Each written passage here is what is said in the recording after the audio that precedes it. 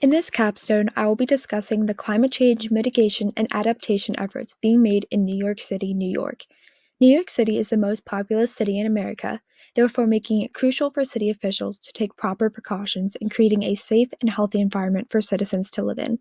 Climate change effects have the potential to increase average yearly temperatures and precipitation levels in New York City, both of which threaten the standard of life of the city's inhabitants.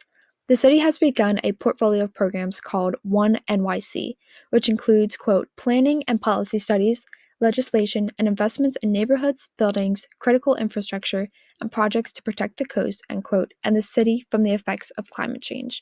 Since the city is right along the coast and is home to so many, it is crucial that proper mitigation and adaptation methods are being used to limit the effects of climate change. New York City is taking adaptation efforts to limit the effects of increased yearly temperature and the subsequent heat island effect by creating legislation and programs to combat it. The Climate Mobilization Act is enforcing the use of green roofs on all new residential and commercial buildings and taxing for the installation. Programs for heat adaptation include NYC Cool Roofs, which since 2009 has made 6.7 million square feet of roof space in NYC green or light colored, and Cool Neighborhoods, which has put $106 million towards planting trees throughout the vulnerable parts of the city. By limiting the intensity of the heat island effect in New York City, many future deaths related to heat intensity within the city will be avoided altogether.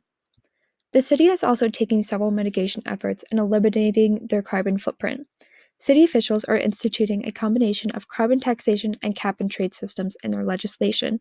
The Climate Mobilization Act is requiring all city buildings 25,000 square feet and above to limit their emissions in hopes of cutting 80% of their emissions by 2050, and buildings who don't follow guidelines will be steeply fined. The city also hosts a voluntary program called the NYC Carbon Challenge, where about 100 different companies and organizations vow to cut their emissions 30 to 50% in 10 years. So far, they have cut 600,000 metric tons from the atmosphere, with an end goal of cutting 1.5 million metric tons.